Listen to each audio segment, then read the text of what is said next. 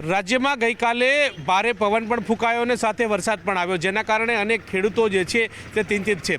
Sanand APMC માર્કેટના તમે સીધા દ્રશ્યો જોઈ રહ્યા છો કે જ્યાં ઘઉં, ડાંગર, તદુપરાંત કહી શકાય કે અનેક જણસોની ખરીદી કરવામાં આવી હતી, પરંતુ ત્યાં જે કહી શકાય કે ખરીદી કરેલા જે ડાંગર જે છે તેમાં પાણી ફરી વળ્યું છે, તે પ્રકારના દ્રશ્યો જોવા મળી રહ્યા છે।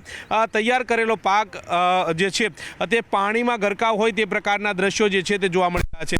મહત્વનું એ છે કે જે પ્રકારે ગઈકાલે વરસાદ થયો, વરસાદના કારણે હવે ભાવ ઉપર સીધી અસર જે છે તે થવાની છે। આપણી સાથે ખેડૂતો પણ છે, તેમની સાથે વાત કરીશું કે તેઓ શું કહી રહ્યા છે।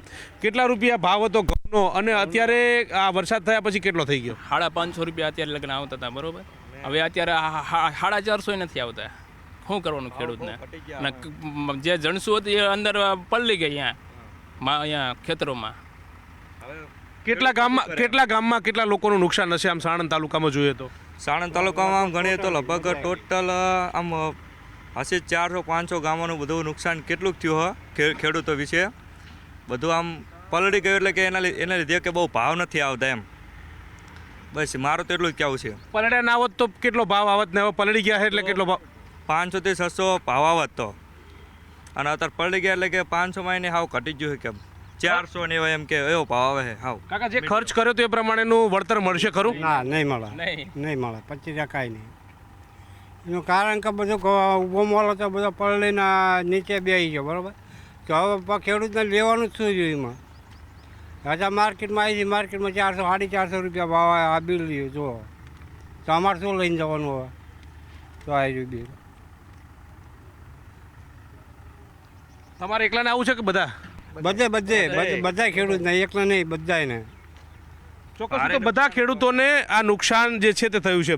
કઈ કઈ જણસો એપીએમસીમાં અહીંયા આવે છે અત્યારે ખરીદીમાં, અને એને લઈને તમારું શું માનવું છે?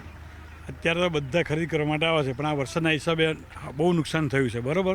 એટલા માટે અમારે જોઈએ પ્રમાણે ભાવ પોસાતો નથી। અત્યારે 400-450 પડે છે, આમ 500 રૂપિયા ભાવ હતો ઘઉંનો, તો બહુ નુકસાન થયું છે, 70% નુકસાન થયું છે। અને કઈ કઈ જણસ અહીંયા વેચાવા માટે આવે છે? ઘઉં, ડાંગેર, પછી એરંડા, વરિયાળી, તુવેર, બધું આવે તમામ। ઘઉંનો શું ભાવ હતો, ડાંગરનો શું ભાવ હતો, તુવેરનો શું ભાવ હતો, અને અત્યારે શું ભાવે વેચાય? અત્યારે તો તુવેરનો 1600 રૂપિયા હતો, પાછા તો 1200-1250 રૂપિયા ભાવ પડ્યો। પછી એરંડાનો એ વધારે હતો, એને આ એક ભાવ કપાઈ ગયો એરંડાનો તે। જી બિલકુલ, તો જે પ્રકારે વરસાદ થયો છે, વરસાદ બાદ જે માર્કેટની અંદર ઘઉં આવે છે, ડાંગર આવે છે, તદુપરાંત જે તુવેર આવે છે, ચણા આવે છે, અને આ ઉપરાંત કહી શકાય કે જે અનેક જણસો જે છે તે આવે છે, અને તેમાં અત્યારે ભાવમાં કટોતરી જોવા જે છે તે મળી રહી છે। મહત્વનું એ છે કે જે 300 થી 400 રૂપિયાનું ડિફરન્સ તમામ જણસની અંદર આવતું હોય તે પ્રકારની વાત આ ખેડૂતોના મુખેથી સાંભળવા મળી રહી છે। પંકજ મકવાણા સાથે ગૌતમ શ્રીમાળી, ન્યૂઝ 18 ગુજરાતી, સાણંદ।